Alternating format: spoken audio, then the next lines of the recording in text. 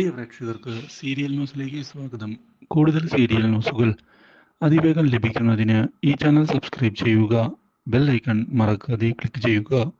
Video ഇഷ്ടമായി എങ്കിൽ like ചെയ്യാൻ മറക്കരുത്. വിവാഹ വാർഷികം ആഘോഷിക്കുന്നതിൻ്റെ ഭാഗമായി രേവതിയുടെ അമ്മ എത്തിയിരിക്കുകയാണ് അവരെ കാണുന്നതിനായി. പക്ഷേ ഇത് ചന്ദ്രമതിക്ക് ഒട്ടും തന്നെ ഇഷ്ടമാകുന്നില്ല.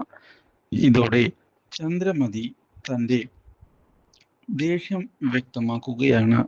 പക്ഷേ ചന്ദ്രമതിയുടെ ഭർത്താവ് മുന്നിൽ നിന്നതിനെ തുടർന്ന് ചന്ദ്രമതിക്ക് തിരിച്ചടി ആവുകയും ചെയ്യുന്നു.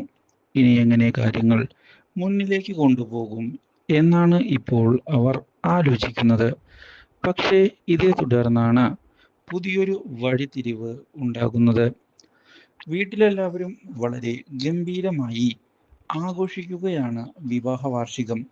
ഇത് രേവതിയെ സന്തോഷിപ്പിക്കുന്നു. പക്ഷേ ഇത് കാണുന്നത് ചന്ദ്രമതിക്കും ശ്രുതിക്കും ഒട്ടും തന്നെ ഇഷ്ടമാകുന്നില്ല. അതുകൊണ്ട് തന്നെ അവർ ഇനി എങ്ങനെ ഈ കാര്യം തകർക്കും എന്ന് ആലോചിക്കുകയാണ്. പക്ഷേ സച്ചിയാകട്ടെ ഇതിനിടയിൽ രേവതിയെ ചെന്ന് കെട്ടിപ്പിടിച്ച് തൻ്റെ സന്തോഷം വ്യക്തമാക്കിയിരിക്കുകയാണ്. ഇത് രേവതിയെ ഞെട്ടിച്ചു കളയുന്നു. Do like, share and subscribe.